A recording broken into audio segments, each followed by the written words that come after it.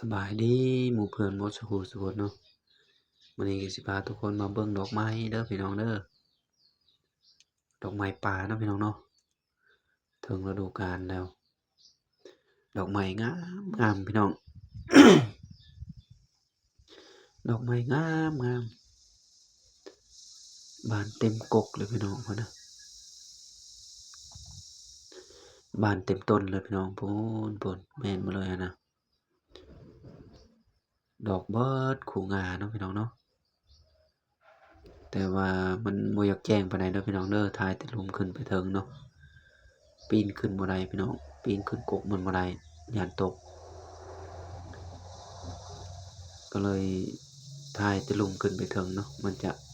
บ่งามปานใดเด้อภาพก็ได้เนาะพี่น้องเนาะแต่ดอกไม้งามงามดอกไม้ก็สีขาวเนาะเบิ่งในตัวจริงแฮงงามพี่น้องอยู่ในโทรศัพท์มันบ่อยากแจ้งปานใดเนาะถ่ายบ่ถึกจังหวะมันพี่น้อง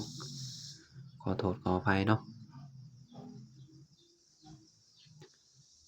ดอกกำลังบานแล้วพี่น้อง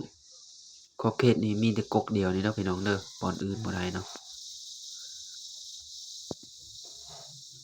นี่ดอกมันเห็นบ่พี่น้องงามงามสีขาวเนาะ